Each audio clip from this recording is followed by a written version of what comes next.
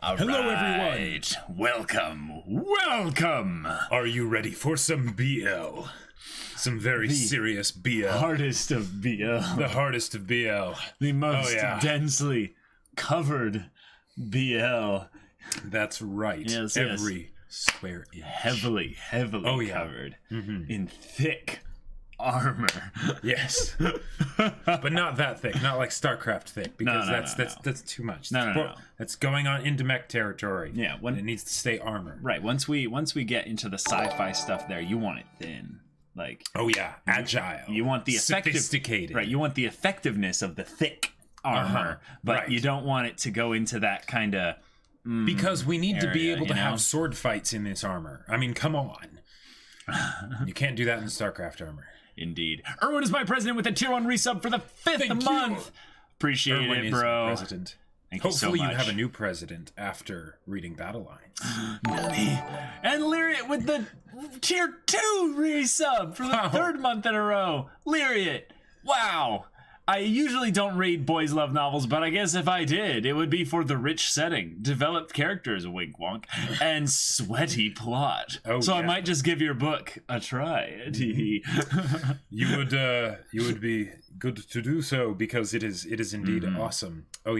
Yes. And we have a few things to talk about that, but first, how are you all doing? Yeah. How are you all doing? There's just like a little over a week left for the pre-orders, because I finally double checked the date, and it's March 19th. So Caleb's getting the link for that right now. So if you don't know about Jacob's book Battle Lines, here is the Kickstarter link. It is indeed amazing. Go check that out. It's so crazy that we're getting close, and it's almost there, and oh my god, I can't even. Yeah. And any support on the Kickstarter gives them something special, right, Jacob? There's So all this art, right, that has been, you may have seen it. There's still 3 left. But you get that high def download copy if you support. So, boom. Yeah, check that out. It's pretty awesome. It's pretty great. Can't wait for Mercury and Earth to make for a collision course. What kind of collision course do you mean? See, the thing is, I ship these characters probably more than...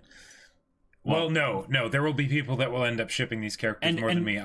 Maybe specifically after this podcast, some of you might already be able to start the ships, because the thing is, we're going to talk about the characters. We're going to talk about the characters, because the characters are pretty amazing. Yeah. So before we do that, we're going to give a shout out to one of our VIP patrons. Indeed. An absolute mad lad, an amazing gentleman, Iceman Liberated. Thank you so much for your support, bro. It means a lot. And thanks for coming on to the Discord. It's been really cool having you around. And hope to hang out and get to know you more. So, Daring to imply you ship harder than the internet. Quite bold. Yeah, okay. But I mean, I did write this entire fan fiction, so, Yeah. Right. And you have the distinct advantage of having spent the most time with these characters. Indeed. As of right now. I have a distinct advantage. The internet will probably, hopefully, overtake me at some point. They will overtake you. But the thing is, like T-Series, I've got 3 years head start. So, yeah, because I will say, with this story, there were points when I was writing multiple drafts, because this is draft 6 that is the final, where I was thinking about doing some major changes, because I did make a lot of major changes, but I didn't know what major changes to be made and how to do it. So there were points where I basically was thinking okay, how could I take this timeline and have it branch out, and what would be the different ships that would happen and whatnot in those different versions of the story, and what would be the reasonings behind it and all that. Right. And so I have my own headcanons about my own story. Yeah. Will you guys ever know what those are? Maybe, but I don't want to talk about this right now, because that could be reverse spoilers by talking about what doesn't happen in order to say that it's headcanon. So right, and you all know how good we are at figuring out things from reverse spoilers. So maybe many of you are little young grasshoppers may have learned well from us and how to do that. So we will not give you the tools by which in order to do such. We will overtake you in 2 days. That would be wonderful and terrifying, but wonderful. This fan fiction is now real fiction, Jacob. Yeah, I know. It's just fiction. That's the thing. It's crazy to think about. So There's 10 major characters really in this story. Right. There's the angels, and there's 6 of them, right? Mercury They're the squad. Yeah, they're the squad. And then you've got Sol, who's the leader. So we'll start there. So Sol, he goes by many names. Genrick Ross, Archangel, Minister of War to the Supreme Federation, survivor of the Battle of Trendomain, hero of the Second Terusian War, all-around badass, calm, calculating, demanding. Not at all Mandalore-inspired. Not at all. That had... Not at all. Nope, no sir. That did not have any bearing into the creation and inception of this story. Because there are many Mandalores throughout history. Yeah, and I was not at all trying to make basically a Mandalorian fan fiction that I could market and sell. No. Yes. That just had nothing to do with it. The armor and everything. No. No. Stop it. I don't know why you're thinking that.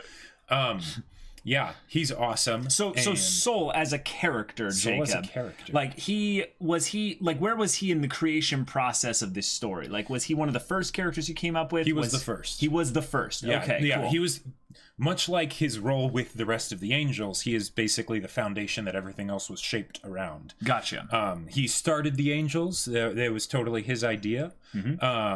And yeah, basically I was like, okay, so in order to do like, my own version of the Mandalorians, I need to basically figure out what kind of leader they would have. Right. Because that, will determine what kind of overall atmosphere and culture the group will have. Cool. So I came up with Sol first, and he is awesome. And I don't want to say if he's my favorite character or not, but he is one of my favorite characters.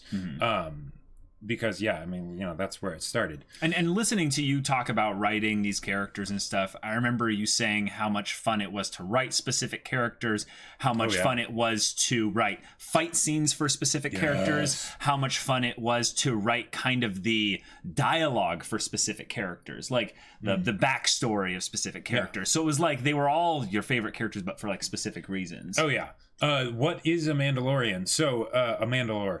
So Mandalore is the leader of the Mandalorians. This is like Star Wars Extended Universe, or well, not Legends now, because thank you, Clone Wars.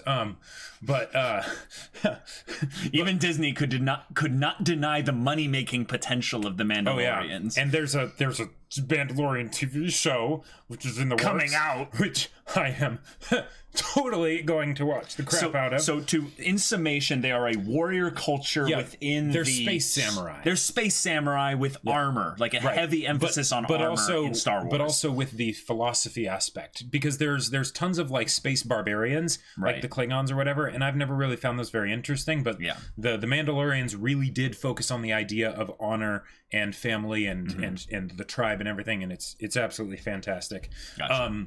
Yeah, and there are more things that I want to say about that now, but I will not yet, because that would be spoilers for other stuff that is coming. But basically, there is a Mandalorian language, actually, and I'm not going to say any more than that. But, so, and I've said too much already. Yes. But, so let's move into the squad.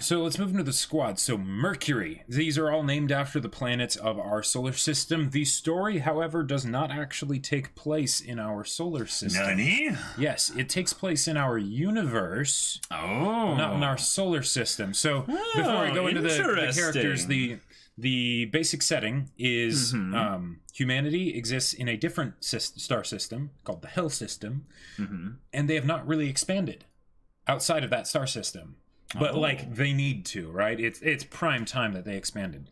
And our solar system was their first attempt, and it was an utter failure. Oh, yeah. Interesting. So them taking up the names of the planets of our solar system is kind of like a we will remember. So does this exist in an AU, or is this a history or future that this is a long time ago in a galaxy that is ours, the galaxy not necessarily, but anyways, that's too much in it interesting info. But lore. So that's the reason why they're all named after the planets, with Sol then being the sun, right? So Mercury, he's a good boy. He grew up on Terrence, one of the planets in the Hell System. He ran away from home when he was a child, And when he ran away from home, due to a chance encounter, he ran into Saul. And basically, because of that encounter, he realized that he wanted to follow this guy Saul. Wow. And he ended up becoming an angel, the first angel, actually, hence why he was given the name Mercury. He is idealistic to a fault, naive, and he wants to help people more than anything and just do the right thing. Okay. I will make no statements on whether I am nice enough to actually let the right thing be clear cut in this story, but I mean, come on, no, there's no way I would be so nice. No, absolutely not. All right. That's Mercury. That's Mercury. Okay. And all of these characters are kind of like aspects of my own personality and psyche, like extracted out and then taking that aspect and basically making a person around it. Okay. But yeah, so if you're wondering which ones I relate with the most, well, all of them and none of them. So yeah. So it's easier for you to write for them, and it's also harder for you to write for them because it's a process to maybe disassemble yourself and then localize that part specifically when you get into the act of, okay, I'm going to write for Mercury this time. Right, and then throw it into a whole set of different circumstances for how that aspect would have, and that person that was formed around that aspect would have changed as a person to where they are now. So even if that was necessarily like where they started, that wouldn't be where they end up. But yeah, so then Venus is the next one. Venus. Cool. And she is basically the badass. Like Soul makes sure all the angels are tough. Okay. The forging is no joke after all, and that is something that's very cool. And forging, yeah, that's a capital F. That is a capital F. I'm seeing this on your notes. Now, here's something to remind y'all with. I don't know anything about this story. It doesn't, yeah. I've intentionally left myself spoiler free. I know a lot of names and things, but I don't know no plot, no character backstory things. And I won't get into this is the first any I've plot heard stuff here, of him saying something with forging with a capital F. Yes. What is forging, Jacob? Can you not tell us, or can you tell us? So, with great power comes great responsibility. In order to get to the crazy, awesome badassness, you need to do the crazy, badass You things. must be forged. You must be forged, right? And that doesn't sound easy. The armor parallel is real. No, it doesn't sound easy. You need to get the crap beaten out of you and broken down and then molded back together. But forging sounds cool than just, we went through training. So my guess is that, does she have any cybernetic enhancements? I can neither confirm nor deny this. Okay. Venus can step on me. Hopefully, my goal is that by the end of this book, everyone will want Venus to step on them. Okay, awesome. But yeah, so Venus basically just takes that whole forging thing to a whole new level. Okay. Like die hard to the core. Wait. So is everyone in the squad forged? Yep. Oh, that's right. And she something different happened with her in the forging. A switch flipped in her mind, basically, even more so than the rest of them. Oh, wait, mind? Is forging a mind thing? Well, it's both. Okay, I'm on board with this. This sounds cool. Yeah. So, she sets her sights not only on surpassing Soul, but also on surpassing Soul's legendary teacher, Teresa Balemore. Ooh, another character I've never heard of. She's not actually in the story. It's just she's spoken of. She has this presence. Yeah, exactly. Okay. Okay. Balemore. Yeah. I love that last name. That's a good last name. Most of the time, stealing that for fantasy characters later. And most of the time, people just call they won't actually say Teresa Balemore. They'll just be like the Balemore. Okay. Because she was a legend and awesome and badass. And if anyone could actually surpass her, it would be Venus, right? Because of this forging thing. Yeah, maybe. and because she her just takes it to a whole new level. Yeah. Okay. Yeah. She does, because she's so diehard though, she maybe sometimes takes herself a bit too seriously. Ooh, say Olivier Armstrong, maybe? I mean, she definitely looks like Olivier Armstrong in a lot of ways. She's basically the Valkyrie goddess of war. But okay, but no, not quite like Olivier Armstrong. Okay, okay. She's not as great of a leader as Olivier Armstrong. Low charisma score. Yeah, low charisma score. Gotcha. But super high willpower. She's I'll do everything, and I'll do because I'm the best, and I'll do that because I'm awesome. And that could be something that maybe puts off some other people. Sure. Now they're all in good company because they all get forged and they're all badasses. But yeah. Okay. Cool. Yeah. So that's Venus. Okay. That's Venus. Cool. So one of the things that was always going to be a little bit odd for me is that you said, no, these are going to be planets in our solar system. So I was like, wait. So are you going to name one of them Terra? Earth or Terra? Right. Like, yeah, and no, that's going to sound a little bit odd, right? Dirt doesn't sound very cool. Like Earth sounds way cooler. I mean, there are girls named Tara, which is basically the same thing. You can definitely do that, but the thing is that like, okay, in what is it, in Teen Titans there's supposed to be some earthbender named Terra, right? Mm-hmm, yeah, and that's like, okay, that fits, and it makes sense because Terra, dirt, all that Earth, stuff, right? Dirt. But for Earth, he's more on the idea of like humanity, people, So is your representation of humanity one that's more on the positive side of humanity or one on the negative side of humanity? Both is good. Both is good. But for Earth, I have this little bit written. This kid may be small, but his smile and heart aren't. If you need someone to give rousing speeches about life's purpose and the power of the human will, look no farther than Earth. Just remember to look down, or you might miss him. So Earth is kind of the small boy who has a high charisma score and not really much else going for him. Well, I mean, he's still an angel, so he's badass. So he's badass. Like, he's very But badass. you compare him to Venus, and Venus just kind of imperially stands over him like, right, Earth, sack up, let's go. And he's just like, okay, all right, sure. And maybe he doesn't mind that, Earth's like, send your asteroids my way anytime. Your asteroid. Yeah, I knew what I was doing there. These asses are definitely roided. Oh yes. But yeah, he grew up in an orphanage on Taurus. Okay. That was something that was mentioned in the art reveal because the art just went out on Twitter and stuff. Check it out on and Twitter. It looks amazing. Like, just check it out because it's awesome and it looks great. So yeah, that's Earth, and he's a very good boy.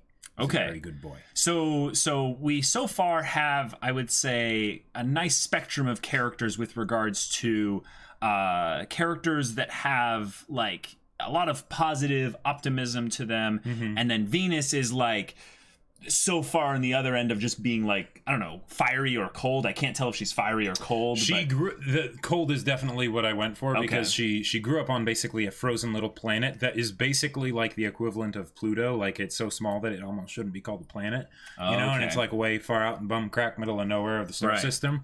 And that's where she's from. So yes, definitely the yours cold as ice. Yeah. And a lot of stories will stop at this point with their main cast being 3. Like 3 is kind of a perfect kind of odd number to have for your cast and stuff. But you went for 6. Yes, I did. So did you have trouble getting, kind of a full 6 cast to all be unique and interesting and stuff? No. Oh, well, I'm excited then. What's this 4th character here? Okay, so Mars, that's Mars. like, I mean, okay, of all the planets, like if you're talking about things, people named after planets and stuff, then Mars is basically like the obvious, like, it has the most like associated like meaning to it. And because legends. The god of war, right? Right. So yeah, again, a little bit here. If suddenly the sun stops shining, wow, tongue twister, I didn't realize that.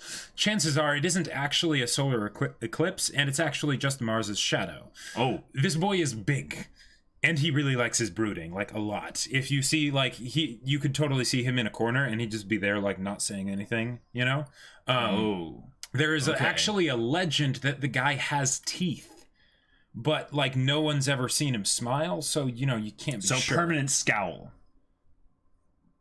No, not necessarily a scowl. He doesn't have a chip on his shoulder. So how did you make a character compelling that doesn't talk much? That is a good question, isn't it? Yeah. So basically, his village was destroyed as a kid, and he Jupiter and Saturn were also a part of his village, and they were forced to become child soldiers. Oh, whoa. So they all have a similar backstory. Yep. And they were all together for that. And the only reason they're still alive is because of Mars. Whoa. He basically... Whoa. He did some stuff. To make sure. To make sure that they lived. Until basically Sol rescued them and gave them the chance to become angels. Whoa. He doesn't like to talk about it. He doesn't like to talk about it. So he's seen and done some stuff. Oh yeah, way before even the forging. So okay, you know, like by the time it came time for that, it was like Sol had to kind of get creative because it was like, oh okay, yeah, all right, more of the same, cool. Now I look at Mars and Venus and I see that maybe you would have some similarities between the two. But it seems like Venus would actually, like, be the one that would actively threaten the group dynamic, whereas Mars would passively threaten the group dynamic.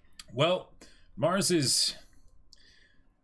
Interestingly enough, Mars doesn't actually threaten the group dynamic that much. Because he doesn't intervene as much. Well, it's actually because he's so used to trying to protect the group dynamic. Oh. Because, you know... Oh, so he's actually got a warm heart somewhere in there. He's the big teddy bear on the inside, but the thing is... he's been hurt. He's been hurt. He's been wounded. He's been hurt, and because of all the stuff that they have to go through and the stuff they have to do... You know, because they're the badass space soldiers. He doesn't get a chance a lot of the time to actually let the guard down. So in combat, does he let it out, or does he actually hold back because he's done so much? Oh, he's cold. Huh.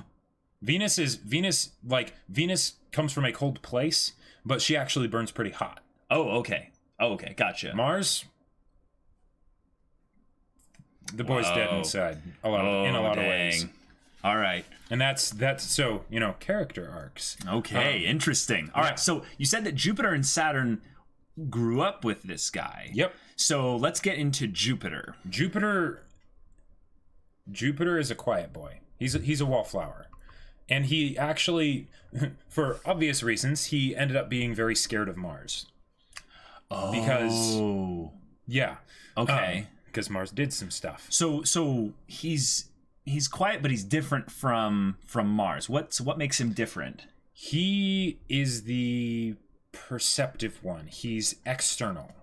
Like he's quiet and he still doesn't talk all that much, but he listens. He notices the little things. Exactly. Whereas Mars is very much like, I have the thing that I need to do and I do that thing, and stuff. Jupiter he notices, and because he was, he ends up sticking to Mercury, actually, pretty much like glue. Okay. Because, he knew Mars before, but it's also one of those things of like, I don't know. It's awkward around. It's awkward. Yeah. So he needs another brother. Exactly. But he can't find it really in Mars. I mean, sorry, in Mars, because Mars is unavailable emotionally. Right. So he has emotions, but he has a lot of emotions. Okay. But he's quieter. Yeah. Okay, so what separates him from the goodness of Earth? Well, Earth wears his heart on his sleeve. Okay. Like Earth. Earth knows how to have fun. Earth knows how to have fun. Like mentally, he's probably the healthiest out of all of them. Okay. Because he keeps his focus in the right place. Gotcha. Jupiter doesn't. Jupiter's not healthy. Well, I mean, he's like, Mars is probably the least healthy because he gets inside his own headspace in the whole thing of what he has to do and whatnot. But Jupiter, he's a good boy. He has a lot of insecurities, but there's also a lot of there's a fire and a strength to him that isn't often seen. That until like in their backstory, essentially, there wasn't as much of a reason for it to be seen because Mars did the heavy lifting. So now he gets to shine more in the squad. Well, hopefully. Okay. But he's got his issues. Yeah. Okay. Cool. So then we have Saturn. Now, here's the thing. When there are characters that are quiet and brooding, like Mars. Yes. One of the worst things that I would say can happen is for you to not have a contrast Sure. for them to be compared against. And in some ways, Earth fits that bill, but Saturn fits it better. Okay. Okay. So if there were to be a character that is like that fits very well into like maybe a familiar trope, especially now that we've seen Kill la Kill, I'm like, yeah, okay. Saturn is the closest thing to a Mako. Oh, wow. Now she's not on the level of Mako because this is not Kill la Kill. It's not that kind of story. Right. If anything, there was a lot of inspiration from like Minori from Toradora. Oh, okay. Of just being like the general very positive like Genki girl type thing. And she's the one that usually will say stuff that might sound completely stupid or it might be profound. So, okay. Yeah. Now, she experienced all this trauma just like they did. Is Right. a lot of this positivity a response? yes, basically that's Okay. it's the way that she kind of deals with it. Okay. And she has some trouble adjusting in some ways to being an angel, but at the same time it's one of those things where it's like, oh, okay, we're going back to the thing that she's kind of used to of, you know, them being in a squad where, you know, stuff happens and okay, whatever, but we're together, you know, this small Gotcha. little family that we have is still here. And yeah, she is bubbly, energetic, all over the place, and A true chaotic good. a true chaotic good. She looks up to Venus in a lot of ways and has some insecurities there because Venus is like, you know, A Valkyrie goddess. a Valkyrie goddess, right? Yeah. But she's like, if Earth is like the emotional pillar, she is like the glue and the sunshine, basically. Oh. Whoa. So when the group gets down, Earth isn't going to like Well, Earth does, but he does it in a very specific way. right. But if Earth was to ever get down, like she Yeah. would be the only thing keeping things Right. There really are together. there are lots of similarities between Venus sounds closest to Satsuki, but yeah, Jacob didn't write Kill la Kill. Yeah. There are a lot of similarities between some of the other characters. One, because they can rub off on each other a bit. Totally. But then they also do it in their own ways. And does that add fuel to the shipping fires? Hey, who am I to say? Yes, but yes. There are a lot of ships that I have in here that I kind of want to talk about a lot. But you because probably shouldn't. I could maybe talk about them in like not as much detail. No, let the ships come out of the story themselves. Yeah, let the naturally. ships happen. By the way, Bloodhawk Flock, thank you so much for the Twitch Prime sub. Yes. Appreciate it so much, bro. Mm-hmm. Glad to have you here. Yeah. Oh my gosh. And then there are three more characters left, really, and that's like the main cast. And then the other three are like they're still important, but they're more of like the supporting characters. Gotcha. Although, you know, they're main in their own way. One is Agent Yuki Matsuri. She is the right-hand man, but a woman, of Sol. She is a special agent. She also survived the Battle of Trendemain, but she was officially declared dead. She uses a sniper, and she is badass, and she's... So is she like a ghost? Basically. So Yeah. so she doesn't assist in the like administrative like book text stuff. No. She's like the special ops assistant, kind of like out there in the field. When Sol has to have things be done that... The angels, like, because the angels are his squad. The angels right? are his squad, and they So do why would stuff. he need her over them? Angels can make a lot of noise. Oh, They tend to be the... All right, here's a problem that I really need solved. I'll send in the angels, and they'll just deal with it. When it's like I have like specific people that I need to just not exist. very delicate stuff. Delicate, yes, exactly. Okay. Yeah, is she based on the Hawkeye? I don't know. What? No, not at all. Not at all. So what's her personality? Well, so her nickname actually for the angels is Ma. Oh, So Sol and Ma are the only people that they actually are able to interact with without their armor on. able to. Yeah. Whoa. To everyone else, they are just the angels. They don't have names. They don't have faces. They just have their code names. They have not even code names. Not even code Not names? even code names. So the code names are not known by even like the outside world. Yeah, like Saul as a name is not even a name that anyone else knows or uses. It's just them when they're talking to him. Dang. Yeah, he is their commander, and compelling. That's it. So the angels, it's like, are they machines? Are they robots that just go out and do stuff? That's one of the reasons why I wanted all their armor and weapons and stuff to be identical, even though like there'll be different sizes and stuff. So there is, you know, even in universe fan fiction and things like that about the angels. That's awesome. No one knows anything about them. It's all very hush hush and mysterious. Gotcha. And she's the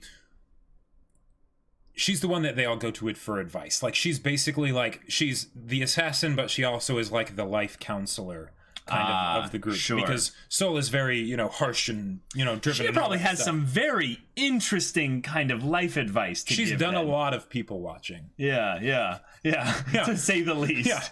Yeah. Before she ends up going pop, you know. Yeah, exactly. But nice.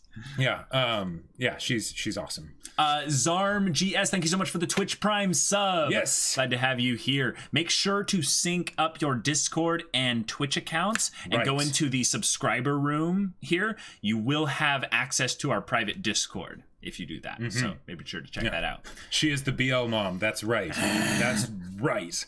Yeah. The other she gives life counseling. Maybe she's the one trying to matchmake everything.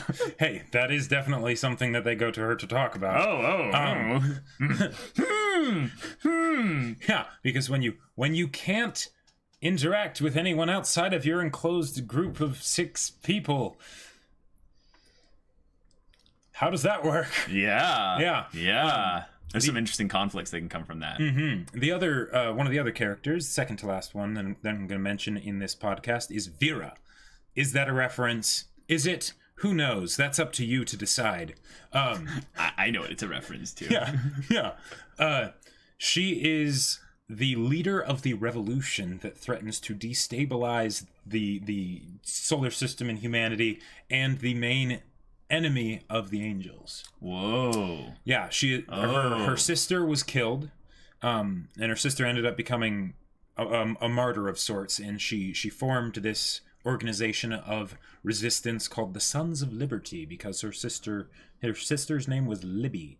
Whoa. So this is interesting. I don't know how much you're willing to go into because plot conflict seems to be something you're like not necessarily going too in depth into. Right, and not too in depth into, but this is all premise stuff. This is all premise stuff? Yeah. So her character is one character. If she's the head of an organization, how does it that seems work? like a lot of the personal conflict could stem more within the squad. But like, if she's the face of the organization, doesn't that dehumanize in a lot of ways the rebels? Because, or does it humanize them because they have a more of a face leading them?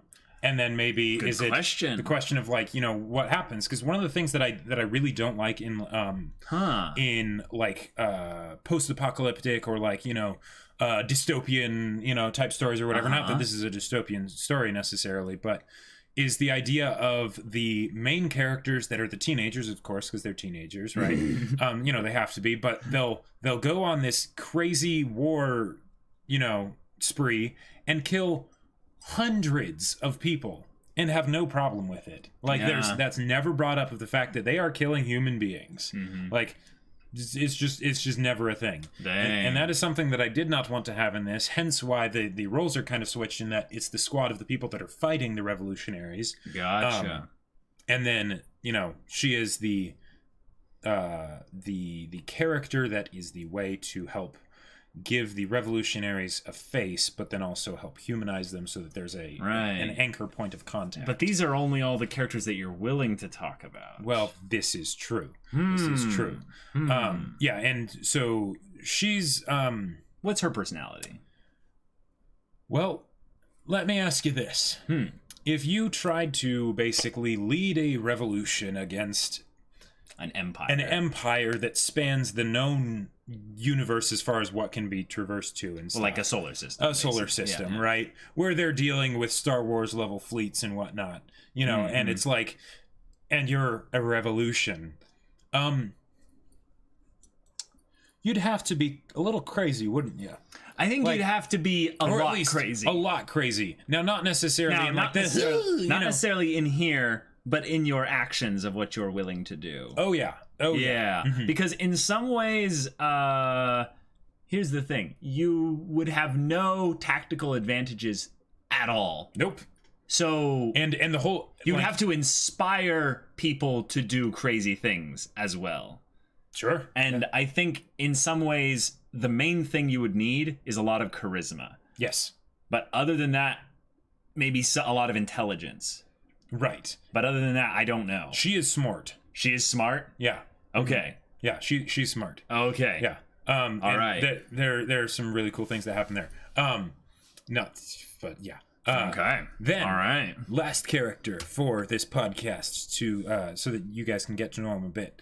And I've mentioned him before, or him. More properly would be to refer to him as it.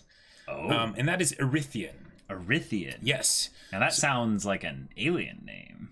He is an artificial intelligence. He is Oh. the only one in existence. Oh. Because humanity actually did the research properly and the development of him properly. So he was the only one. And then they said, okay, we're not doing that again.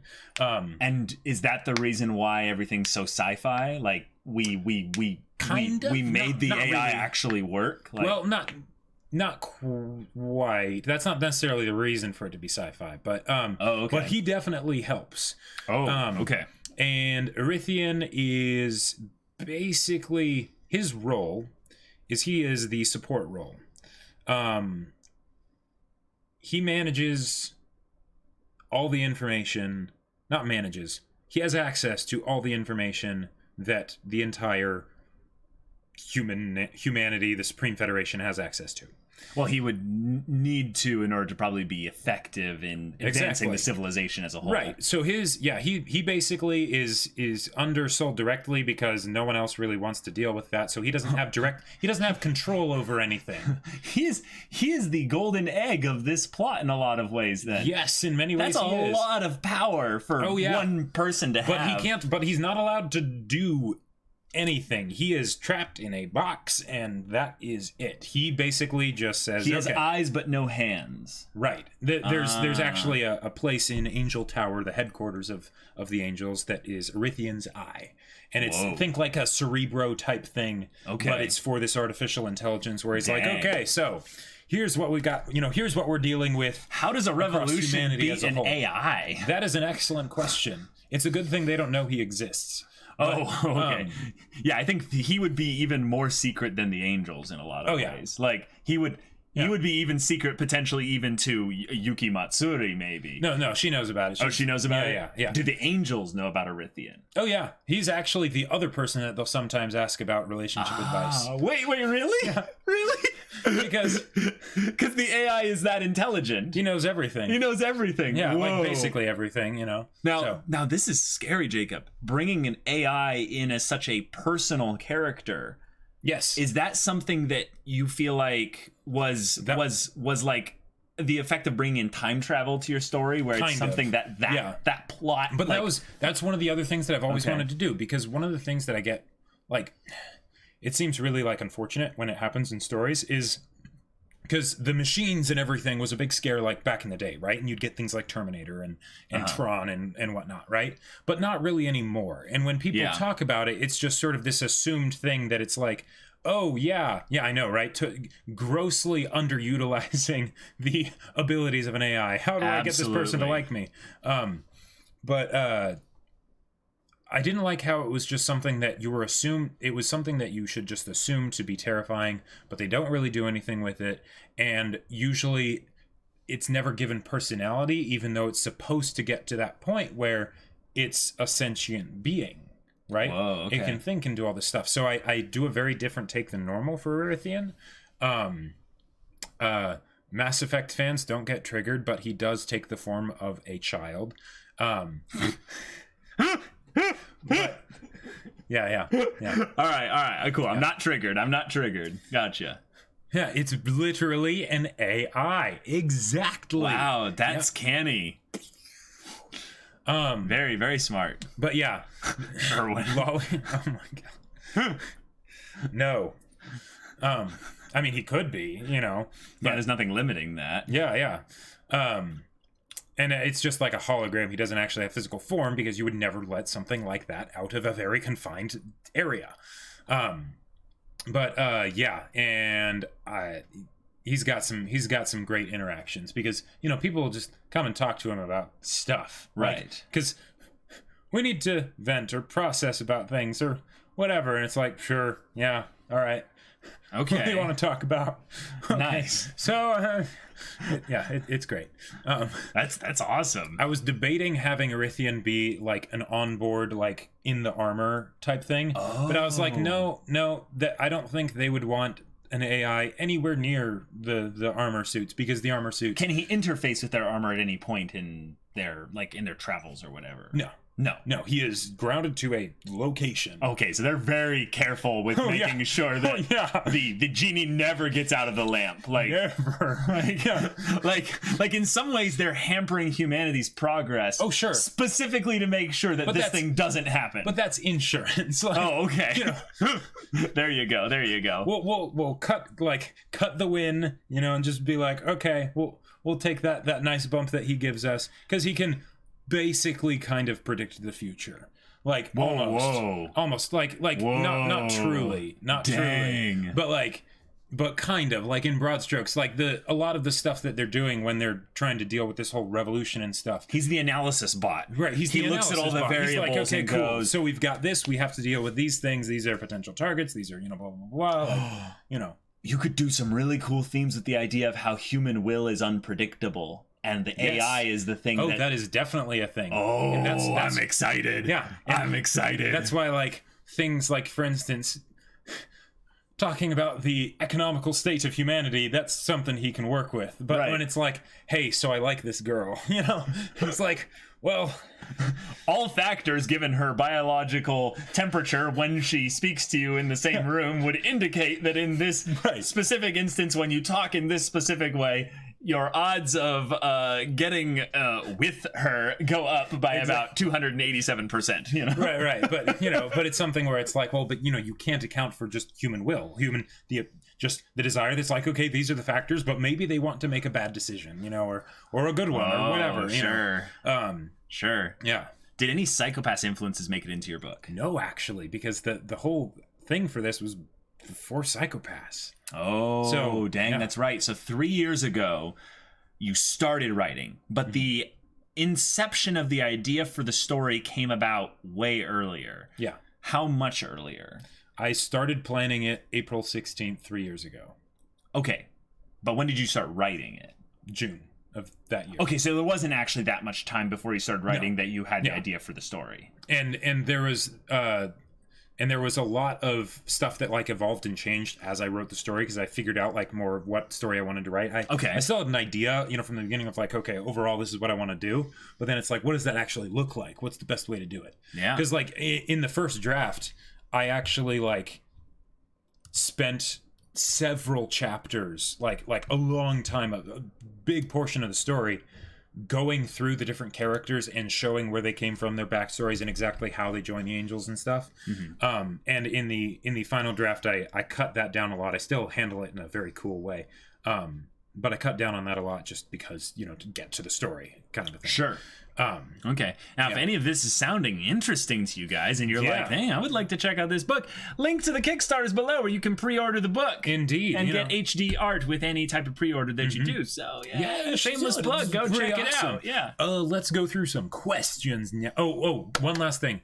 Before going into some questions. So there's been 4 art pieces done so far. Sol, Mercury, Venus, and Earth. Okay. There's 3 more for Mars, Jupiter, and Saturn. If we reach more stretch goals, potentially, like there's another one for Yuki, Vera, and Erythian. So just so you know, Just pre-order. so you that way, know. maybe we can reach another stretch goal before it's done and get some more art done. Okay, so guys, share the Kickstarter. Yep. Let your pre-order, friends do all know, that let your stuff. family know, Yep. stuff like that. Yeah. But the art is done by the amazing Relia, Reliah. Cool. I found her through a Facebook group that is just for like artists, and I wrote a little bit. Not only is Relia a badass freelance artist that works on a slew of projects, but she is also a storyteller, both writing and as a game master. Oh, cool. So yeah, like she's Right up your absolutely alley of incredible. circle of friends. Oh yeah, Something yeah, that you could- and lot her for sure. work is incredible and it's amazing. And there is a link right here to just her. click on that. Oh, just yeah. click on it. Yeah. Ah, No, just click on it. oh right, duh. Yeah. Yes. Yeah. And then it opens it up. Yep. So here's a link to her Facebook page. That's a really long link, but Yeah, here you go, y'all. Check out her Facebook page here. Oh, I just revealed the classified commissions. I did indeed. So, you guys Jacob, are here, you so can- you guys know. I think Yeah. you should, if anything, update. Oh, I need to put Earth on there, the Earth art on there. But yeah, Yes, but I think you should actually let them know. that's a good point. Yeah, so Who the next one, those are. is Agent Yuki Matsuri. Yeah, and then Vera is the next one, and then Erythian is the last one. But I think you should let them know Yeah, on the Kickstarter. Yeah, That could be I'll pretty change cool. that after the stream. That is a good idea. And then she also has an Instagram. Nope, just double click on it. Yep, same thing. Boom, bum, bum, bum. And here's the Instagram for the artist Yep. as well. But yeah, she's absolutely amazing. Check her out. Her prices are very affordable, and she works really hard on it. Like it's amazing. Yeah, That's really cool. yeah. But yeah, so now let's go through some questions. So someone says, when will the digital book release, PDF or whatever format? It will release at the same time as the hardcover. So it's not a early access on the overall. No, I mean story. you don't have to worry about shipping. So there's that. But no, it's not like an early access thing. And as for the exact release date, because I'm doing this all like by myself, it's largely based on how long the shipping takes, because I have the first proof copy on the way, which should arrive in like the Any next day. Yeah, basically any day. And then I'll look over that and see if it's like actually good, or if there's some things that need to be tweaked, like with just how things ended up getting printed. And then once that's good, and I'll go back and forth on that however long it takes, but it shouldn't be long. And then once that's done, then I'll actually get the bulk order of the copies ordered, printed. They'll be shipped, and then I'll get them to Amazon, because Amazon will be doing the actual distribution. And that's when basically the official release date will be. Okay. But it'll be sometime in April. Gotcha. Ramiz asked a question. I'm very curious about why you chose Battle Line specifically as the name of the book. Any particular reason, since it seems like a really simple name in front of all the complex stuff you have been telling here? That is an excellent question. So originally, in earlier drafts, the title for this book was Fallen Angel. Oh. And I didn't do that because I really liked the idea of it, but I didn't do that because it's not something that communicates sci-fi. It totally works with the story. It works excellently, right? But it doesn't fit as sci-fi. So like most of the time it's like bad like teen fiction, about like love triangles with, the fallen angel, and Yeah, blah, blah, so blah. so Battle Line still relates to the story. And it relates to the themes of the idea of sides and lines, and what are you gonna do, who's a friend, who's enemies, all that stuff. So is this an intrigue story in any way? Not really. Not really. Okay. Not really. Okay.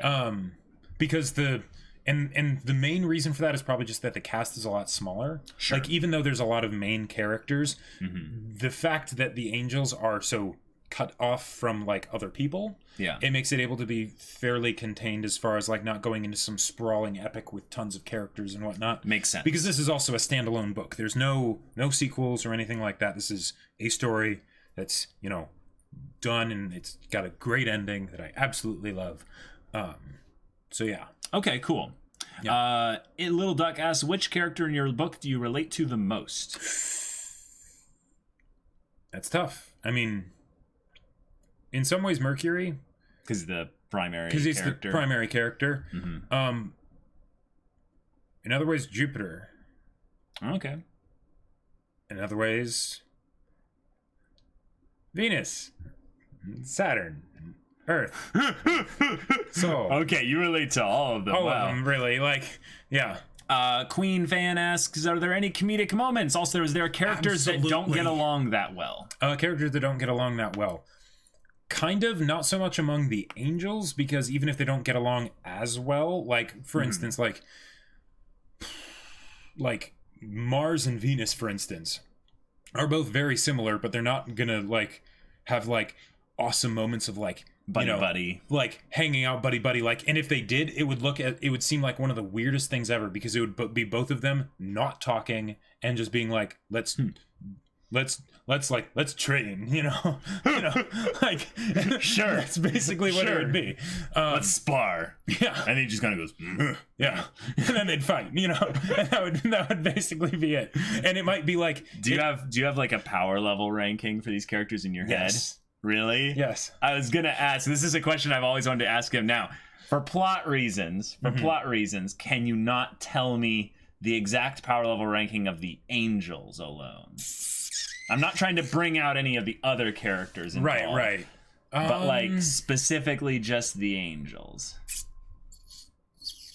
Kind of don't want to say. Yeah, I was gonna say. I kind of don't want to say. You kind of don't want to say, No, right? but the thing is that just because power levels are at some level does not necessarily, like, because one of the things that I don't Sure. like is the idea that power levels determine everything, and that there's no way, like, Right. there could be outcomes that are different than that just because power levels, like, Right. so yeah,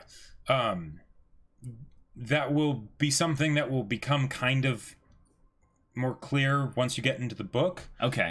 But that doesn't necessarily mean that that's going to be law of any time there's a conflict. Right. This is Because what's going to characters happen. are people. Characters are people, right? Yeah. Otherwise, Erythian would be able to predict everything perfectly. Right. Okay, cool. So Jacob should have inserted a Bad Company reference like really late in the process. Just like, Yeah, I'd already finished the book by the time that was you're done. like, oh no, those guys look like Bad Company. Right. Yeah, basically. That's how on the nose it would have had to be. That's what it would have had to been. Are there any other references that you're proud of? Yes. Any that you can talk about? There's...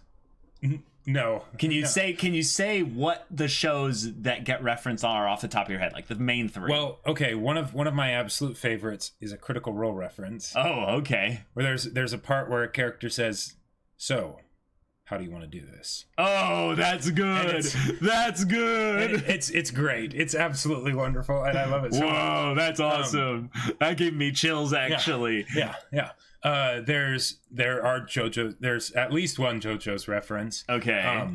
There is a Steins Gate reference. There is there's Is there a Star Wars reference? he's like, yeah, duh.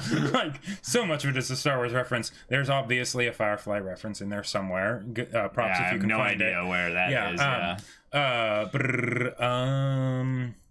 There's quite a few references in there. Which two characters have the best dynamic, in your opinion? I can't decide. I can't decide. Name a couple dynamics that you like, Okay, especially. Like, all right. Sol and Mercury. Okay. Like, cool. prologue. Mars and Saturn. Mars and Saturn. Okay. Jupiter and Mercury. Oh. Jupiter and Saturn. Whoa. Oh, Jupiter Venus and Mars, actually. Because Wait, really? yeah. Yeah. All right, so there's a lot Earth of good ones. and Venus. Earth and Saturn. So there's a lot of Saturn. Well, yeah. So is Saturn one of your favorite characters to write? Saturn is one of my favorite characters. Yeah, I can tell. I can tell. There are, like, any interactions with Vera I don't want to talk about because plot. Right. Yuki with basically any time she talks with any of the angels, it's just like, okay. yeah. Will the story be more plot focused or more character focused?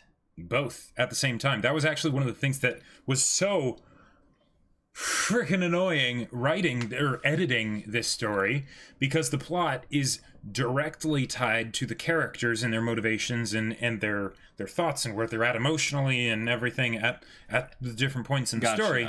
So it would be this butterfly effect, this domino effect, where when one thing would change, then suddenly that character is in a different place emotionally and everything, and with all the stuff that's happened. So then all the rest of the stuff after that in the story has to be changed because they would do different stuff. So are you ever worried like that you're gonna miss something in that like editing process, or did you do so much of it? I don't think so. I did a lot of How many times have you read the book? I don't know. I don't know. I don't know. Like, too many. Yeah. When's the video game? Erwin is my president. I have no idea, but that would be amazing, and I would love to do that. And yeah. All right. Jacob, just a question. How hard is it to read your book? I'm from Austria, and English is my second language. I was fine reading the Spice and Wolf light novels in English. Do you think I will be fine with your book, too? Yeah, you should be fine. I make it a point to not, like... I kind of don't like it when writers flex on their readers. Yeah, I don't either. Not just because it's the idea of like, okay, I feel like you're flexing, but also it's usually not the best way to describe it, I feel. Like, because they'll end up doing too much talking about objects and descriptions around them, and that can be great, but there's points when you want to do that, and there's points when you don't want to do that. Yeah, we're not all Tolkien, you know. Right, exactly. And like there are points when I wax eloquent. We don't need the backstory on every tree branch. Right. Exactly. Dome Kano reference? What is Dome Kano? Domestic girlfriend. Oh. No, because I like just recently discovered that. Does anyone outright say battle lines, and are there any Monty Python references? Oh, does anyone outright say battle lines? That's a good question. I don't think so because that would be too meta. That would be too meta. Although there is a semblance of sanity. There's at least one. Semblance of sanity. Yeah. They say semblance of sanity in the book at some point. It's either said or it's in the description. Yeah. Awesome. Next question is, want to know your approach to writing. Did you outline scenes, key points in the plot, and then fill it out, or did you start by creating characters? I started with the ending. And basically the overall impression that I wanted. And Saul, basically, because he was the foundational idea for the angels. And then I went from there, and then I made the characters, and then I made the outline. So characters first. Yeah. Because it all, like, the characters are the story, to quote Hayao Miyazaki. So I think that's how the story should always be. Right. And it really made it a pain when I was editing, but yeah. Okay. Which character was the most difficult to conceptualize? Ooh. Was it Erythian? I say Erythian. An AI that's a character? That sounds tough. Originally, Erythian wasn't actually a character. Oh. It was just like... It's a thing. It's just more of a thing, a computer kind of a thing. Yeah. And I was like, that doesn't quite feel right. Like, I want you know, because it's something that's so plot relevant, I want there to be personality to it, you know? Okay. Because, you know, again, add character to the story, you know? Sure. Erythian wasn't actually that tough. So which character was the toughest? Erythian and Soul. That's another set of interactions that are great. Okay, cool. Yeah. What character is the toughest? I don't know. I mean, they all came to me pretty easily. Vera was probably the one that changed the most over the course of the story, because I didn't have the idea of her from the beginning. Gotcha. That was something where I was like, oh, I need there to be more than, I need it to be more than just, oh yeah, there's this, you know, resistance, whatever, that we're fighting, right? Gotcha. So okay. And then she was in the first draft, but it was something that was like, I came up with it while I was writing it. Gotcha. And then because of that, I was like, okay, let's actually like flesh out her character and you know. Sure. Yeah. Were there any music artists that you listened to in particular to help inspire the story or to help you vibe with any parts of the story while writing? Absolutely. So one of Saul's names is Archangel, and the song Archangel from Two Steps from Hell, that was actually something that I had always wanted to communicate the effect of that song with a character in a story, and that caused me to write some stuff even before like battle lines, you know, this book. It was just something that I'd always like wanted to try and communicate somehow, and then when I was like, oh yeah, Soul, you know, the Mandalore type. I'm like, this is how I can use that. Sure. And I was like, oh, and I'll have Archangel be a cool name. Is that a Mass Effect reference? No, it wasn't intended to. It's just a thing that I like. You know, I think it works and it's cool. Cool. Awesome. Was there a moment where you wanted to quit writing because you lost confidence in your writing during the process? Yes, about 20,000. Okay. Yeah, that would happen multiple times per day, constantly, even on the good writing days. Yeah. Like, even when I cranked everything Listen out to before this. noon, you know, for that day, and I was like, yeah, I just wrote like 3,000 words today, you know, and then it's like, I suck. This sucks. I'm terrible, and this writing is terrible, and it's never going to, you know, be any good, and blah, blah, blah, and I should just quit, right? And then, Every day. yeah. And then it's like, wait, no, hold on, what am I doing? There's great stuff in here. This is awesome. You know, I just need to edit it, right? Thank you for sharing that. Like, hear that, fellow writers. You Like, that's keep going. important to hear. The first draft will suck, and that's fine. Embrace it. Embrace the suck. Embrace the suck. Just also, like you're making an go face or something. Also, did you use any tools to keep track of character changes or plot changes? Not really, actually. Okay. That was, I should have. That would have made the editing process probably a lot easier. But most of the character stuff I felt came from just writing dialogue. Gotcha. Like, I love dialogue, and I would write the dialogue, and I would be like, what makes sense for them to say here, and I would just sort of like get into that, and then that's how I would discover where the character was at. Cool. But Battle there was a lot Lines- of rereading to help make that happen. Battle Lines tabletop game campaign book when? That would be absolutely amazing, and I would love it so much. The only issue is that there would be basically no options for ways to be the main cast. Yeah. Because that would be like Angel would be like a super mega ultra prestige class that like you would never be supposed to actually get access to, you know? Is there a Caleb reference in the book?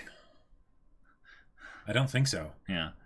Wonder if Jacob's aware of the Halo series at all. Oh yeah. Totally. Oh yeah. Does gravity have an impact on your story characters? The physical force of gravity. Not when they're in their armor. Oh, okay. What's the rating of the book? Like, how explicit does it get? I'd say just because of violence and PG-13. There's some swearing. Vera especially likes to swear. But yeah, I'd say PG-13. Yeah. Okay. There's no like explicit sexual content in there or anything like that. In the process of writing the book, how much time does it take to read through each draft multiple times, or do you tackle section by section? Well, are you counting the points where I give up and go into a mild depression every time I finish, because then I realize I have to do it all over again? Oh, my heart. Like, that's one of those things where, again, if you're writing a story, have people that you talk to about it and keep yourself positive as best you can, because you will hate it by the time you're finished. Like one of the coolest experiences was when I was finally done with all the copy editing and everything like that, and it was just down to like, okay, let's fix like some grammar issues. And then I was able to go back through and read it and be like, damn, this is a good book, because I hated it before that. I was like, no, I don't want to look at this thing ever again, right? Because I'd been working on it so long. And that was just one of the coolest things ever. So what was the question again? How many times did it take to read through each draft multiple times? How much time? Yeah. Once I actually started writing the first draft seriously, I did it in a NaNoWriMo, like National Novel Writing Month type thing, but I started in October because it was, a bit longer. And then I finished the first draft in 2 months once I had done that, and I'd written maybe like, I don't know, like 30,000 words before then. So not much. But after that, the second draft took the longest. How much time does it take to read? How much time does it take to read through each draft? Or do you read through each draft? I mean, like I'd say I'm a pretty fast reader, so like 5-6 hours if I'm, being dedicated about it. Okay. But if I'm like wanting to like mark it up or things like that, then of course it'd take way longer. Yeah. Datscanny asks, on average, about how many hours per day did you decide? How many hours per day did you dedicate to just writing the book? For just writing, so like first draft only, not like editing and stuff. So during that time, I was working 2 jobs. So that was anywhere from over 50 to over 60 hours a week. Was work. Yeah, so how many hours did you dedicate to writing the book? That was about... per day. On average. On average, I would say 2.5 to 3. Okay. Of just writing. Yeah, but there would be some... That's good. But there would be some days when I wouldn't actually be able to write because I would be working all day. Oh, totally. Yeah. I'm meaning like when you were doing a writing session, what was your average session? Yeah, you know? like 2.5 to 3 hours. That's awesome. Yeah. And then someone's question, when is the merch coming out? So there's a little bit of merch that's like t-shirts. I need to make some better stuff for like, you know, with like art of the characters and things like that, since that's now starting to come in and whatnot. The Battle Lines tee, that is something, I believe it's in, if you go in the description of our videos to the website, there is a link to there's a page with a link to the it's like a Teespring campaign basically, with this shirt. Could I link that here in chat? That's a good question. Yeah, so if you went to there... Okay, you answer the next question. How many hours in total do you think you have spent on Battle Lines? Oh, God. I have no idea. Gosh. Thousands. I mean... Yeah. It's ridiculous. I don't know. Too many? Well, not necessarily too many. Not too many, but a lot. Yeah. Yeah, we need to update the site, Jacob. It's not there. Oh, okay. It's not available. Gotcha. Okay, well, hey, Battle Lines merch coming out after the book is out. Yeah. Stay tuned for that. I'm going to imagine if the books kicks off enough for figurine statuettes of the angels. I would. Oh, that would be so legit. That is kind of a personal fantasy of mine. That I would like. Oh yeah, like 3D printed and all that stuff and detailed. You can get all 7 of them, you know, because the 6th and soul and all that stuff. And I would definitely get that and have it displayed proudly in my room. And yes, absolutely, yeah. That would be so cool. Yep. Wags Casual, I've been trying to write a book for about 6 months. Haven't fully dived in, though. My main difficulty is dialogue. I'm able to envision the scene in my head, but putting it on paper as dialogue is difficult. Well, one of the things you can do is set the scene beforehand with like the description of everything, so that way the dialogue, you aren't actually describing anything new during the dialogue, and you can focus just what on the characters are saying. Yep. That's really clever. I think that having a goal for every scene, where the characters' motivations are brought into the scene, you then basically just play act what they would say to communicate their goals and desires, and how the other characters would bounce off each other with that. Also, if you're watching anime and subs, stop that. Yeah. Because there are some amazing dubs out there. Black Lagoon is one of my favorites that helped a lot, not just with the themes I wanted to discuss in the story, but also the dialogue. Like, there's a scene at the second half of episode 7 of Black Lagoon is one of my favorite examples of dialogue in just pretty much anything.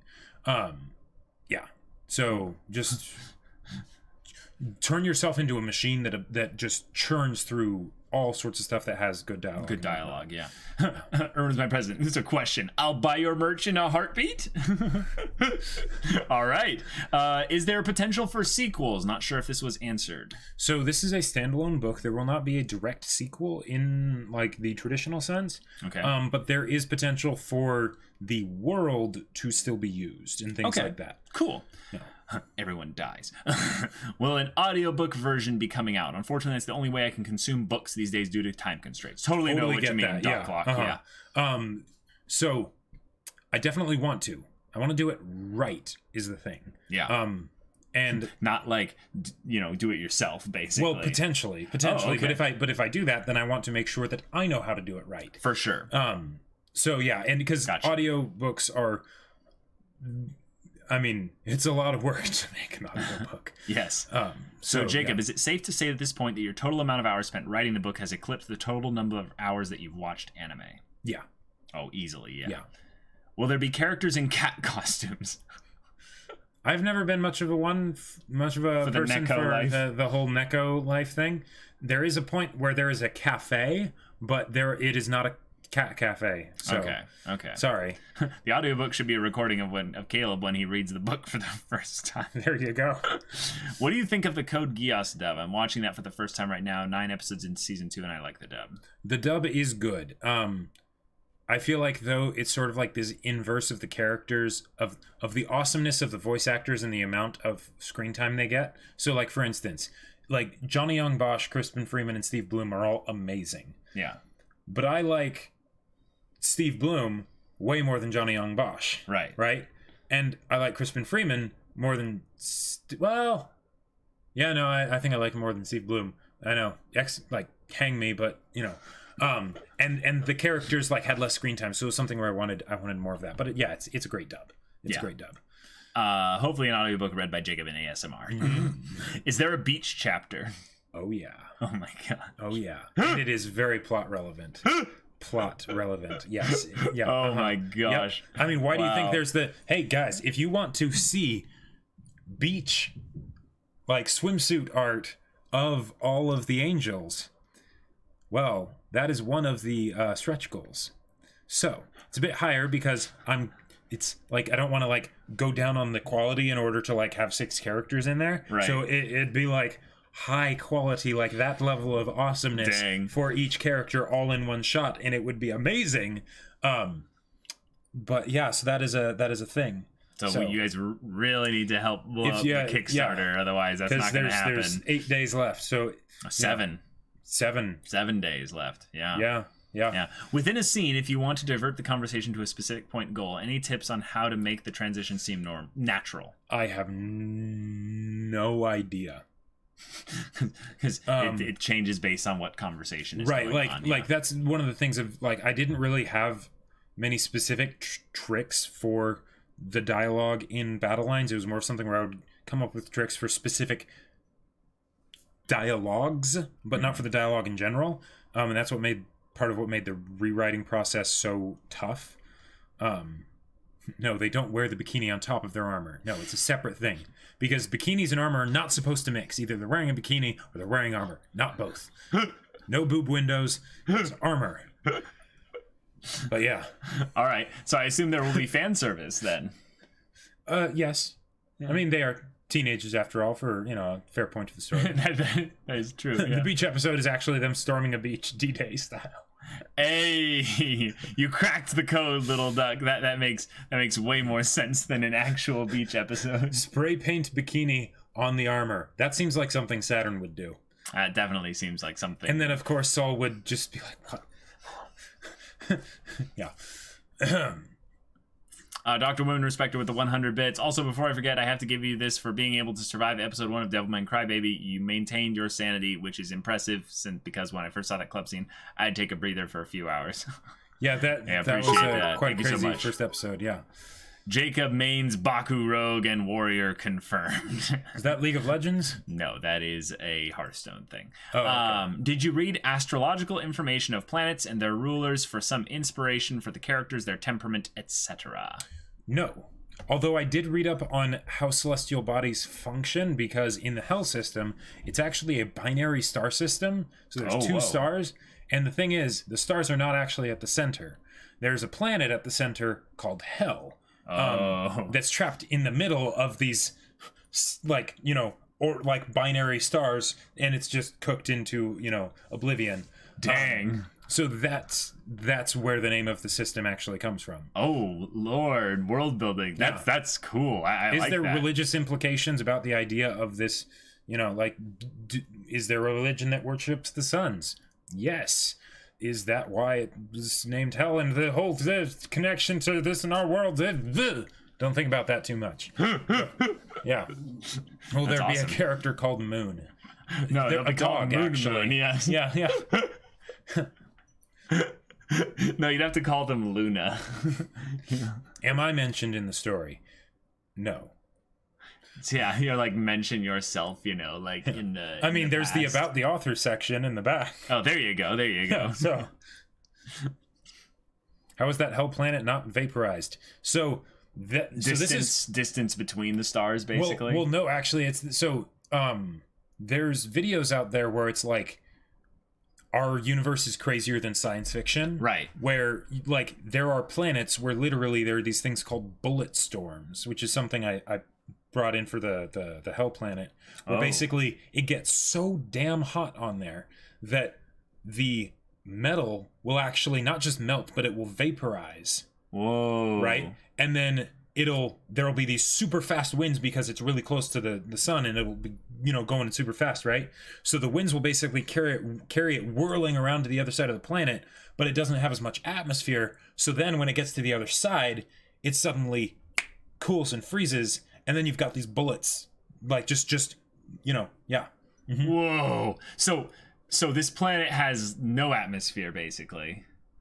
Well, it has some. I don't want to say anything really about the planet itself, but okay. There's bullet storms. It's the only planet in the system that is just we didn't colonize this place because it's not worth it. It's not worth it. We couldn't even really Space is wild, bro. Yes, space is wild. Space is crazy. Yeah. Lyriate, great god of our universe, Jacob. I hear he is very handsome, said Venus, and a hand on her chest. I hear he likes armor. Oh my god. Yeah, nature is terrifying. Any fourth wall breaking in the story? Yeah, the planet that rains glass sideways. Yep, that too. No fourth wall breaking. Okay. You had to think about that for a second. Nice. Yeah.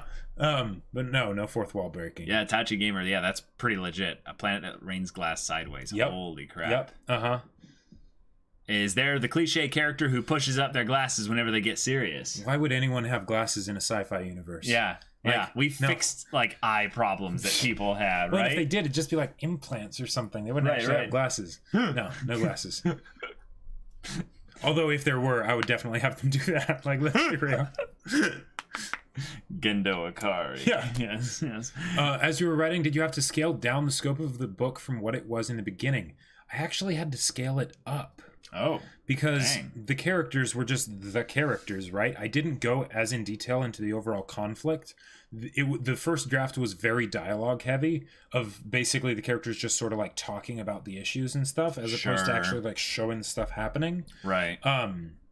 So I was actually kind of lucky in that sense, but I did intentionally set out from the beginning to try and keep it small. Like the fact that there were six main characters, it's like, okay, that's a lot, but the fact that it's something where it's like they're in their own cloistered area, sure, that was intentional, so that way I could keep it manageable for one book. Because in order to have a bunch of characters and have you care about all of them and have them have arcs and stuff and everything and have it be contained to one book, that's tough. Like, that's really tough. Yeah, it sounds super tough. Yeah, but the dialogue's pretty great, so like I do a really good job of handling them all. And the fact that they're all in the same place usually, and going after the same things because they're in a squad, makes that a lot easier. My question that no one's asked here, and I'm very interested in this, is that how much stock did you put into the reread value of the story, given that is a standalone book? I know this is loaded. So one of my favorite things that can happen is when you read a book, you're like, that was great. I want to read it again immediately. Oh, that is my goal with this book, is that when people finish, and I won't say anything more than that really, but that when people finish, they'll be like, oh, and then go back to like, prologue, first chapter, and be like, okay, and yeah, nice, or at least that they'll want to do that, even if they don't actually do that right away. Sure. Someone was saying, what happened to Uranus and Neptune? Well, obviously I stopped at Saturn because I didn't want to have to deal with that, because who could possibly take a character seriously when it's not even like it's a show where you can say the name out loud, because the thing is, it's it's not pronounced Uranus. I know. Right? I just love to say it that way. But of course, that's how everyone says it, because why wouldn't you, right? Right. It's So, just the- so in a book where you don't actually, where it's just written down, no, that would be awful. Like, that would be awful. never, no way. In some ways, that's why you had to have a character named Earth. Right. Because you didn't want to skip Earth and then have the sixth one be named Uranus. Well, you're right, and Terra, like, you know, that could work. That could work, but yeah. Mm-hmm. So Pluto reveal when? I know it's a dwarf planet, but still. Nope, no Pluto. I did have an idea though, if there were like a way to potentially get away from like the Uranus problem, like with early on, like first draft, is that what if there were actually 9 angels originally, but like during the forging, some of them just couldn't take it, and they ended up quitting, and have Uranus be one of them. So it's like, yeah, we don't talk about Uranus, you know. Like, but I was like, no, even that would be a bit too much. Essentially, it's an ass that does quit instead of an ass that never quits. You know. Exactly. So if you want to write fan fictions about the failed Uranus, you know, like, go Jacob, for are it. you saying you have problems with Uranus? Like, No, not at all. oh, okay. Squats are very important. Right. Someone was saying, did you guys have any music soundtrack you recommend to listen while reading? Also, do black holes play into the story? I will not say anything about the black holes, because to say like, if black holes are in a story, it's kind of like, oh, okay, well, are we going to go full Interstellar or just partially Interstellar, you know? Gotcha. But then any music soundtracks you recommend to listen while reading? Yes. But you won't say what they are? Yeah, so there are actually quite a few music references. Okay. Yeah. Okay. Yeah. Cool. So if you specifically towards the end, if you're reading and you're like, is that supposed to be a reference to like a particular song? The answer is most likely yes. Gotcha. And then go listen to that song, and it just might blow your mind. Okay. Yeah. Okay. Cool. Is the first draft the hardest? No, the first draft is in a lot of ways the easiest. Nice. The second draft is the hardest. Okay, so y'all like first draft. Right. Don't stress it. You're trying to do all the drafts at once. Yeah, usually. yeah. Like that's what I was usually- doing. yeah. You know, so just don't do any editing on the first draft. That's just like JoJo's. Yeah, basically. Yep.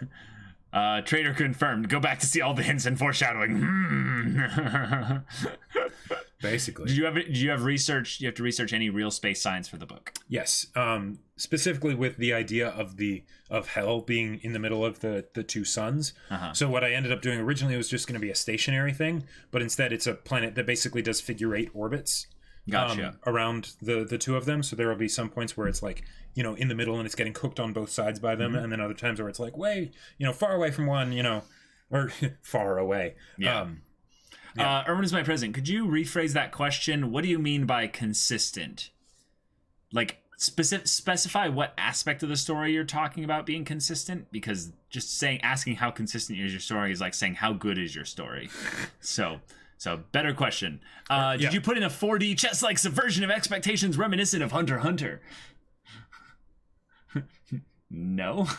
No. Yeah. Because that's a very specific, like the way Hunter x Hunter does things Right. is in a very specific way. I mean, I do some cool subversions, but I'll say no. No, okay, gotcha. Unlike Iraqi, I hope you can remember all your plot points. Hey, I Tanya do. the writer, glad to have you here. I do. Do you kill dogs brutally in your story? I can't say. How could you? How could you? Oh my gosh. All right, guys, we're going to wrap things up in about 5 minutes here. Yeah, so any last questions? Any last questions, them in. bring them in here. You have to go to hiatus first before you can write like Tagashi. Yeah, that's probably true. Yeah. Is the book in the first person? No, it is in the limited limited third person. Oh, because good it question. does. While Mercury is the perspective character most of the time, it does change perspective a few times, and you really don't want to change perspective if you're doing first person. Yeah, definitely. If your book was ever adapted to another media, what would you prefer? Like anime, movies, audiobooks with professional VAs? It would be an anime with the Critical Role cast voicing it, basically. like. And there's 6 of them. Well, 7 if you count Ashley, but yeah. Well, yeah, but then like. Or wait, no. Well, Matt. No, seven players, and then Matt. Right. Right. So Yeah. 8 total if you include Ashley. But the thing is But that's that true. Ashley is not really the round that much. So No, Ashley would probably be Ma. Yeah, Ma. Ma, She'd yeah. be Ma. Yeah. And then would give Matt advice be and stuff. Soul? I don't know. Could use his deep voice, you know. Well- Actually, that wouldn't fit really, because Soul, if No. anything, looks actually not that old or. Well, because or, the like, thing is, like Matt has a great voice, but I don't think he could do the like super commanding voice. Right. Like for that, I would want more of like a Steve Bloom or a Crispin Freeman. Like, Dang. you know, Okay. What's the Angel's stance? their stance is armor. Yeah. Any ideas for your next writing project that you're willing to divulge looking forwards? I have a lot of ideas. I don't want to go too Maybe a genre? in-depth into them. I want Drama? to branch out. I want to branch out in genres. So I don't want to do another sci-fi right away. I want to explore a bit more because, you know, doing one story at a time. That's one of the nice things you can do. Is it going to be like Game of Thrones structure where character POVs switch off every chapter or so? That's what it was in the first draft, but that doesn't work well for one book. So Because you can't go as far. because you can't go as far. So Gotcha. basically, I keep it to Mercury's perspective when I can. And then because they don't stay in the same physical location for the entire story, there are points where it then switches up. Sam Riegel would definitely be Earth. Yeah. Are you prepared for the And Liam would possible probably be storm of Mars. memes that may come after the book comes out? Oh, absolutely. Yeah, I hope so. Has anything you've reacted to affected your writing in some way? All of it. Okay. Yeah. Cowboy story, maybe? Cowboy, I like the idea of Cowboy, but I don't think I would do Cowboy exactly. What I would do is fantasy. We've had space cowboy. We need to have like fantasy cowboy. well, what I would It's noon. see, that's more of the kind of thing I would do. Like, I would use it more for the aesthetic and like the style, like not just the aesthetic, like the cowboy hats and the pistols and whatnot, but more of just the idea of the Western story. Sure. You know. Yeah. Yeah. That could be fun. High school romance coming soon. You think that these characters are high school aged for some of the book, and there is definitely romance. Mesker, are you on the Discord? Mesker 1. Because if you're on the Discord, I believe the word count for the book is in the Battle Lines channel. I believe I can't remember exactly. Pinned at the top there. I see you're a subscriber, Mesker. I think the page number ends up being like exactly 375 or something like that, and the word total is like 115, 120, something like that. I can't remember off the top of my head exactly. Yeah. Yeah. No, 115 or 120 words. Yeah, no. Yeah. 115 to 120,000 words. Right. Yes, exactly. Next book is influenced by Domestic Girlfriend. Oh, God. Are you ready for the vast variety of fan fiction that will appear? Absolutely, yes. And I will read them. Not necessarily all of them, but yeah. Oh, yeah. Awesome. YX Casual, thank you so much for the 200 bits. Appreciate it so much. Yes. What was the... I don't think I missed any questions here. I was just hoping that... Erwin is my president didn't rephrase their question. Okay, well, Erwin is president. If you can't think of a way to rephrase it, great. Yeah. How lewd can the fanfic get? I mean... Oh my gosh. Your call. Any prequel memes in the story? Hello there. There might be. I can't remember. If it was my book, there would have been prequel memes. There are definitely Star Wars references. Like, right. There definitely. But memes, I don't know. Oh God, Rule 34 fan art, Jacob. Yeah, well, that's what's terrifying is like because at the start of the story, the characters are kids, so inevitably so there's don't do that, y'all. Well, the thing is, inevitably, like I know how the internet works. Inevitably, the characters are going to be shipped with like Sol and Ma, like you know, right, yeah. and it's like, and that's just how the internet works. That's just how the internet works. That's how Mafia works. Yeah, yeah. I hate sand. for the beach episode. That actually would be amazing. That would have been perfect for someone like Mars too. Just be like, I hate sand, you know. And we're like, he actually spoke. Oh my God. Right. Oh man. Which character do you think the fans are going to latch onto the most? That's really tough because in some ways I think Saturn is going to be like the waifu in a lot of ways, you know? But at the same time, Mars, like he's the boy where it's like you just want things to go okay for him, you know, and it's like, you know, and things like that. Wow. And it's like, you know, you want him to be able to smile and, you know, and protect that smile, you know. Jacob, from what I know of Jacob, I am not a forgiving God. He is not a merciful God. Yeah. This is not a mercy Mercer. That's not a merciful Mercer kind of God you're dealing with here. This is like, suffer, bitch. You know, like, yeah. Now it's not like I make it a point to never have any like the bad stuff that happens. Character? No, not the favorite character gotcha. thing, but like with the idea of the suffering to be something where it becomes just like, and we're just throwing that on because why not? Like because we're ReZero basically. I hate no, not ReZero, because ReZero, that was the whole point of the story in a sense. Like that, so it kind of worked. I'm talking like ending of Hunger Games. Like where it's just like, let's just like kill off all these characters that we don't want to resolve the arcs for, you know. Sure.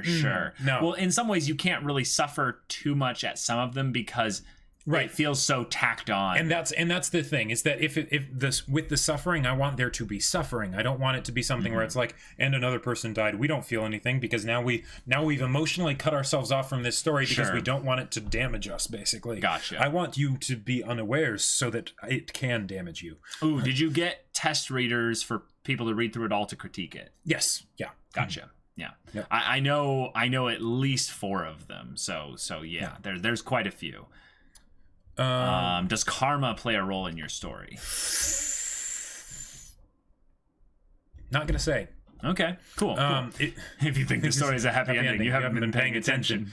Do you plan on making any references to battle lines in future books? Probably. Yeah. Mm-hmm. Yeah, Hunger Games, kill her sister, who just happened to be there in the bombing, and then killed everyone else, because why not? Yep. Yeah. Yeah, we don't talk about... yeah. I hate sand, rolls 20 charisma, gets the girl. Yeah. Yeah. I've seen that meme. Yeah, it's a pretty good one. I seduce her by talking about how much I hate sand, you know? Natural 20. How specific do you get into the world building?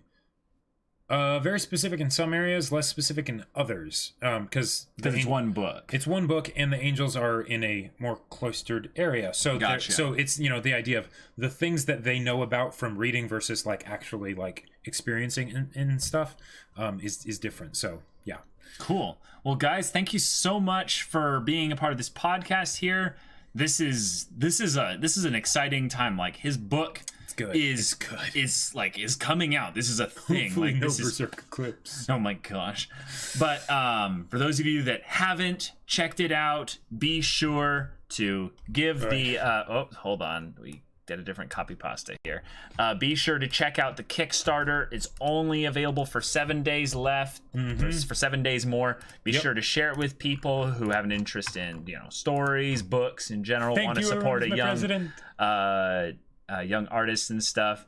Yes, it's going to be good. It is going to be really good. That was, I know I mentioned this before, but that was one of the coolest things. Once I was able to shift out of editing mode, and it was just read it, and it was just like fixing grammar and stuff, and just read it and be like, oh yeah, like that's right. There's this part where it's like, man, that's good. Man, there's this other part and these other things, and yeah, it's great. It's great. All right, guys, thank you so much for hanging out with us, asking questions and stuff. Sorry, what have you guys happened to watch Alita Battle Angel? I don't know, your book kind of reminds me of it. So when the trailer for that movie came out, because I had never heard of it until the movie trailer, and the trailer comes out and it's like, Alita Battle Angel. I'm like, we were in the theater together. I looked at it and I was like, I'm like, yeah, sure, just take both of the titles I had and just squish them together and throw it as a movie beforehand. So now people will be like, yeah, this is an original, you know, even though there's nothing new under the sun and all that. But yeah, for sure. Yeah. But yeah, I can't wait to read it either.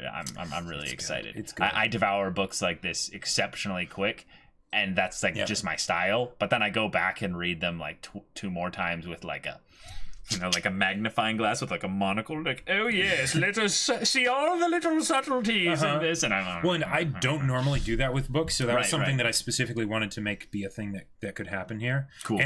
And I'm really curious to see who the fan favorite character ends up being, and why people like the different characters and whatnot. Polls. Like, there'll be polls. Because I do a really good job with these characters. Like the fact that there are so few like side characters in a way. Sure. Like because if they're side characters, it's like they might be there for like a chapter or something and then they're gone. But they don't really take up much time. So the characters that are there, they get good meat to them. I'm excited for like the Goodreads page to just show up. Oh, sure. And to see reviews come up and just people cool. like, is that something I need to make? Actually, that's a good you question. might I need to be the one to actually make it, and then other people post the reviews on it, because you need to make at least the synopsis, right? Unless it's basically the Goodreads company basically says, hey, this is a new book, we'll make the page for it and stuff, and they maybe send an email to you saying, do you approve of this page or something? Who knows? Is there an awkward author pick in the back of the book, hand under the chin pose? There is an author pick, and it is awesome. I think some of you have already seen it. Yeah, I think some of you guys have already seen it. But yeah, it's pretty good. Jacob looking studly. Dapper. Very dapper. Unlike normal. All right, y'all. We'll see you all in the next one tomorrow. Berserk volume review. Yep. Oh my god. 3 p.m. crazy. Pacific Standard Time. Be there for that. Thursday, 5 p.m. Pacific Standard Time for Divinity Original Sin 2 co-op stream. Yes. And Friday, 5 p.m. Pacific Standard Time for The Witcher 3. Make sure to adjust your clocks and make sure you're in lineup with our daylight savings stuff. weird. So we had daylight savings recently, so that means timing and stuff is a little bit weird and annoying. So make sure to have that set up. Oh, sorry, Him Gozi, thank you so much for the follow. Glad to have you here. Yes. But yeah, we'll see you all in the next one. But yeah, until then, we're Semblance of Sanity. I'm Caleb. I'm Jacob. And we'll see you all next time. All right, so Jacob, this ending of the book, Battle Lines. The ending, see, the thing is, I don't want to talk too much about it, even for the people that can still see us right here. But, like, I put time into the ending. Yeah. Like, because the ending, I'm very proud of. Like, it's pretty great. You said you came up with it first, so it has to be something pretty special. The thing is, then, right? I came up with it first, yes, but a lot of it was in the more impressionistic side of things, of like, what's the overall effect